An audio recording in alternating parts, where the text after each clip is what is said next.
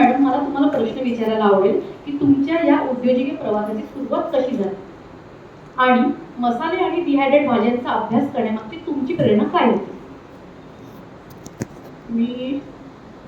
माझं नाव श्रुती पाठारे परळकर.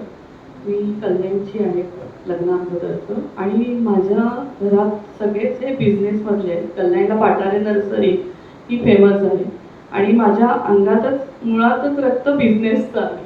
त्यामुळे मी पहिल्यापासून ठरवलेलं की करीन तर बिझनेस करीन, जॉब नाही. कोणाच्या हाताखाली मला काम करायला नाही आवडणार. आणि लग्न झाल्यानंतर मग मी मसाल्यांचा बिझनेस हे क्लास केला.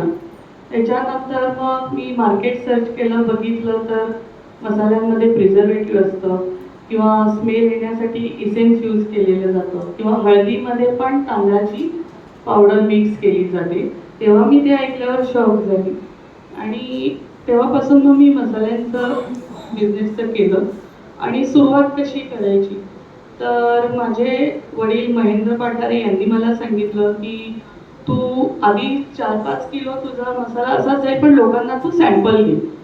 तर मी थोडासा विचार केला, पण ते बोलले मला तू विचार नको करूस, तू सॅम्पल त्यांना फ्री दे. 50 सॅम्पल दिलीस तर 20 जण तुझ्याकडे तर नक्की रिटर्न येतील. तर मी लोकांना तसे सॅम्पल दिले.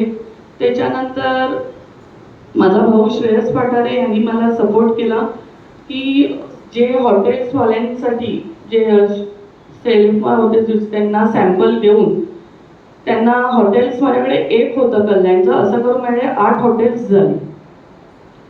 आणि त्याच्यानंतर मग मसाल्यांचं मी स्टॉल लावायची, एक्झिबिशन येथे घेत होती. तर लोकांनी मला म्हणजे असं बऱ्याच कस्टमरनी विचारलं की तुम्ही इन्स्टंटचं नाही का काय.